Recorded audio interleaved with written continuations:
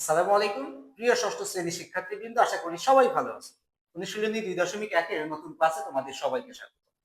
আমরা আজকে তোমাদের ইয়াদের সর্বশেষ ক্লাস অর্থাৎ এমসিকিউ এর 3 নম্বর ক্লাস করব। এমসিকিউ এর 3 নম্বর ক্লাসে আমরা টোটাল গুরুত্বপূর্ণ 5টা এমসিকিউ সমাধান করব। তো চলো শুরু করা যাক।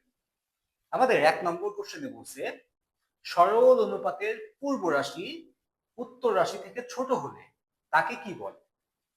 আমরা কিন্তু জানি সরল অনুপাত কাকে বলে, যে অনুপাতে দুইটা রাশি থাকে, তাই না? ধরো এখান থেকে আমি একটা নিলাম 21:10, এটা একটা সরল অনুপাত যেহেতু এর দুইটা রাশি আছে। আমাদের কি বলছে যে পূর্ব রাশি উত্তর রাশি থেকে ছোট, তার মানে এটা উল্টে যাচ্ছে। তাইলে তাহলে ধরো আমি এইভাবে লিখলাম, এটা পূর্ব রাশি এটা উত্তর রাশি, পূর্ব রাশি উত্তর রাশি অপেক্ষা ছোট হয়েছে, তাহলে এই অনুপাতটাকে কি অনুপাত বলে? যেহেতু ছোট তাহলে লঘু অনুপাত। কি অনুপাত হবে? লঘু অনুপাত। লঘু অনুপাত কোথায় আছে? আমরা দেখছি ঘতে আছে। এখন এটা যদি কোশ্চেনটা উল্টা করতো যে সরল অনুপাতের পূর্ব রাশি উত্তর রাশি থেকে বড় হলে, যদি বড় হতো ধরো 21:10 হতো, তখন হতো কি, যেহেতু পূর্ব রাশি বড় তাহলে হতো গুরু অনুপাত। আর যদি দুইটা অনুপাতই সমান হতো, ধরো 10:10 বা 21:21 দুইটাই সমান, তাহলে সেটা হতো সমান অনুপাত। আশা করি তোমরা বুঝতে পেরেছো বিষয়টা। এই কোশ্চেনটা এইভাবে লিখে না দিয়েও কিন্তু এইভাবে দিতে পারো। ধরো এইটা দিয়ে দিয়েছে যে 10:21, এখানে বসে অনুপাতটি ধরো কোশ্চেন করলো অনুপাতটি কি ধরনের অনুপাত,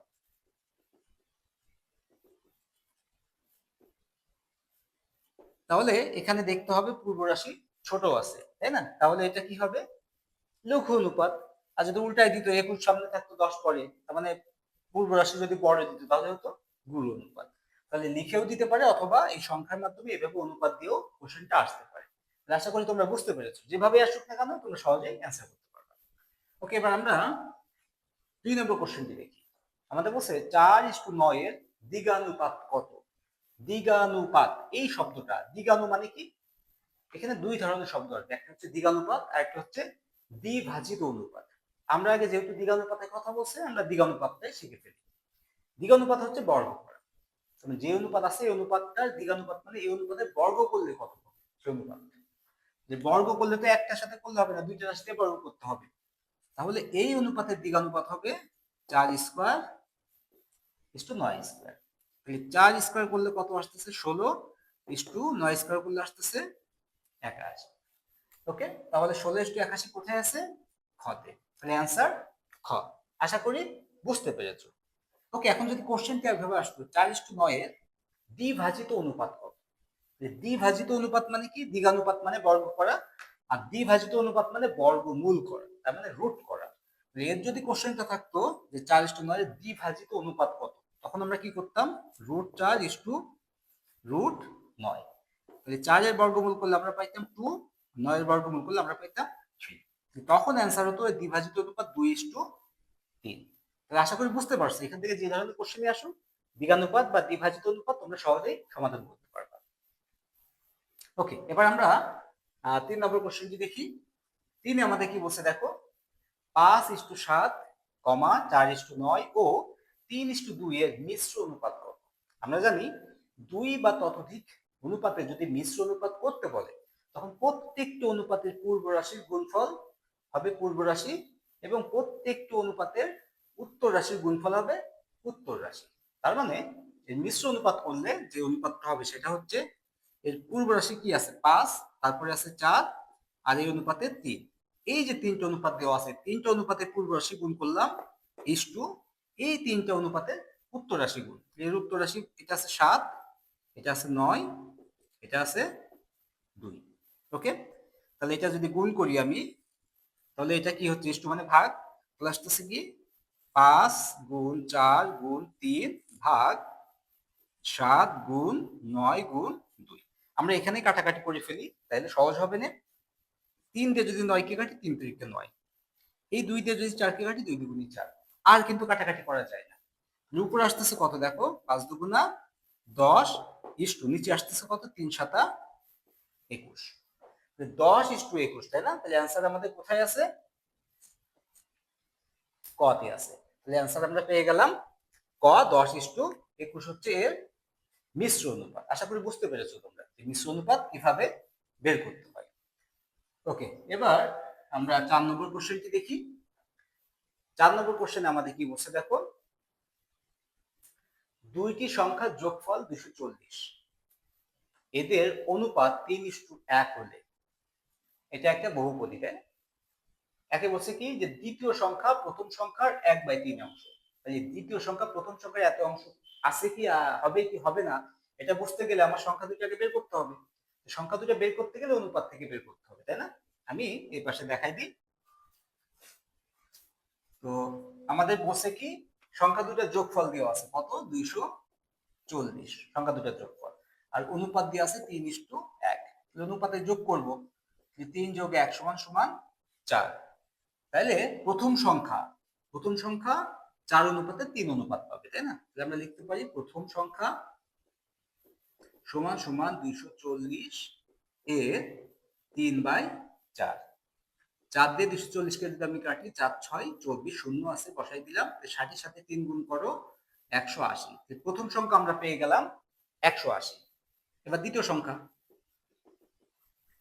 দ্বিতীয় সংখ্যা কত, 240 থেকে আমরা 180 বিয়োগ করে দিই, তাহলে কত আসতেছে, 0 0 8 আছে কত, 14 হবে, 6 হলে হাতে 1 1 1 মিলে গেলে 2 বসে না। যাই হোক, তাহলে আমরা পেয়ে গেলাম দ্বিতীয় সংখ্যা 60। তাহলে প্রথম সংখ্যা পেলাম, দ্বিতীয় সংখ্যা পেলাম। আমাদের কি বলছে, দ্বিতীয় সংখ্যা প্রথম সংখ্যার 1/3 অংশ। প্রথম সংখ্যা হচ্ছে 180, এর 1/3 করলে কত হয় আমরা দেখি। 3 দিয়ে 180 কে কাটো, 3 দিয়ে 18 কে কাটলে 318, শূন্য আছে বসাই দাও, 60 কে 60। তাহলে 180 এর 1/3 করলে আমরা পাচ্ছি কত, 60। দেখো এই 60 মানে কিন্তু দ্বিতীয় সংখ্যা। দ্বিতীয় সংখ্যাটি প্রথম সংখ্যার 1/3 অংশ হবে, এটা 100% ঠিক আছে। তাহলে এটা ঠিক আছে। ওকে, দ্বিতীয়তে আমাদের কি বলছে, 2 নম্বরে বলছে প্রথম সংখ্যাটি 180। দেখো প্রথম সংখ্যা আমরা বের করছি 180 পেয়েছি, এটাও ঠিক আছে। ওকে, তিনে বলছে কি সংখ্যা দুটির বিয়োগফল 120। প্রথম সংখ্যা 180, দ্বিতীয় সংখ্যা 60, বিয়োগ করো, 180 থেকে 60 গেলে 120 থাকে। তাহলে এটাও কিন্তু ঠিক আছে। তাহলে অ্যান্সার তিনটাই ঠিক। তিনটাই আছে কোনটায়, ঘতে, 1 2 3। তাহলে আশা করি 4 নম্বরে তোমরা সহজে বুঝতে পেরেছো। এখন আমরা আজকে শেষ অঙ্কটি অর্থাৎ 5 নম্বর অঙ্কটি দেখি। 5-এ আমাদের বসে দেখো, নিচের তথ্যগুলো লক্ষ্য করো। কি কি তথ্য দিয়েছে আমার, অনুপাতের কোনো একক নেই। আমরা কিন্তু এটা জানি যে অনুপাতের কোনো একক থাকে না। কেন থাকে না, আমরা কিন্তু এমসিকিউর প্রথম ক্লাসের সাথে ব্যাখ্যা করেছি। যারা জানো না বোঝো না, তারা তাদের প্রতি আমার রিকোয়েস্ট হচ্ছে তারা এমসিকিউর প্রথম ক্লাসটা দেখে নিও, তাহলে কিন্তু তোমরা ক্লিয়ার হয়ে যাবে যে কেন অনুপাতের একক থাকে না। ওকে, অনুপাতের কোনো একক নেই, 100% ঠিক আছে। তাহলে এক ঠিক আছে। তারপরে বলছে 3:5 এর সমতুল অনুপাত 10:6। মানে অনুপাতটা বলছে কত, 3:5। এর সমতুল অনুপাত 10:6। এটা কখনোই হবে না। কারণ কি, সমতুল অনুপাত হইতে গেলে প্রথম যে অনুপাতটা দেওয়া আছে এই অনুপাতের সাথে একই সংখ্যা গুণ করতে হবে, করে আরেকটা অনুপাত পাওয়া যাবে। এখন দেখো 3-এর সাথে কত গুণ করলে 10 হয়, 3 দশমিক সামথিং। তাহলে 5-এর সাথেও সেই সংখ্যা গুণ করতে হবে। 5-এর সাথে 3 দশমিক সামথিং যদি গুণ করি, 3 গুণ করি, 3 5 15, এখানে আছে 6, 15 থেকে বড় হবে সেটা। তাহলে এর সমতুল অনুপাত এটা হবে না, এটা 100% ঠিক। কিন্তু যদি উল্টাই দিত তাহলে কিন্তু হতো। কিভাবে, এর সমতুল অনুপাত কিন্তু 6:10। কারণ দেখো 3-এর সাথে যদি 2 গুণ করো, 5-এর সাথে যদি 2 গুণ করো, মানে এই অনুপাতে দুইটা রাশির সাথে একই সংখ্যা গুণ করি, তাহলে 3-এর সাথে 2 গুণ করলে 6, 5-এর সাথে 2 গুণ করলে 10। মানে 3:5 এর সমতুল অনুপাত 6:10, এটা ঠিক আছে। কিন্তু আমাদের তো এখানে বলছে 10:6, তাহলে এটা হবে না। তাহলে 2 হবে না। ওকে, এবার আমরা 3 নম্বরটি দেখি। কোন অনুপাতের অসংখ্য সমতুল অনুপাত রয়েছে, এটাও 100% সঠিক কথা। অসংখ্য সমতুল অনুপাত আছে, কিভাবে, 3:5। আমি কি বলছি যে একটা অনুপাতের দুইটা রাশির সাথে একই সংখ্যা গুণ করলে তার সমতুল অনুপাত পাওয়া যায়। আমি এর সাথে গুণ করলাম 2, তাহলে পাচ্ছি 6:10। এটা হচ্ছে এর একটা সমতুল অনুপাত। আমি এর সাথে ধরো গুণ করব 3, তাহলে পাচ্ছি কত, 3 3 9, 3 5 15। আমি এর সাথে গুণ করব ধরো 4, তাহলে কত পাচ্ছি, 3 4 12, 4 5 20। আমি এর সাথে গুণ করব ধরো 5, তাহলে পাচ্ছি 3×5 = 15 5×5 = 25। এইভাবে এর সাথে আমি কোটি কোটি সংখ্যা গুণ করলে কোটি কোটি সমতুল্য অনুপাত পাওয়া যাবে। তাহলে এর কি অসংখ্য, মানে কেউ বলতে পারবে না যে সমতুল্য অনুপাত কয়টা, কারণ আমি বললাম 1 কোটি গুণ করবে, একজন বলল 10 কোটি, একজন বলল 100 কোটি গুণ করবে। তাহলে অসংখ্য পরিমাণ সমতুল্য অনুপাত আছে। তাহলে এটা সঠিক কথা। তাহলে আমরা অ্যান্সার পেলাম কি 1 এবং 3। 1 এবং 3 কোথায় আছে? গতে। ওকে, আশা করি 5 নম্বরটি তোমরা বুঝতে পেরেছো। তো আজকে এই পর্যন্তই। এই অধ্যায় যেহেতু শেষ হয়েছে, পরবর্তী ক্লাসে আমরা পরবর্তী অধ্যায় নিয়ে তোমাদের সামনে হাজির হব। সে পর্যন্ত সবাই ভালো থেকো। আল্লাহ হাফেজ।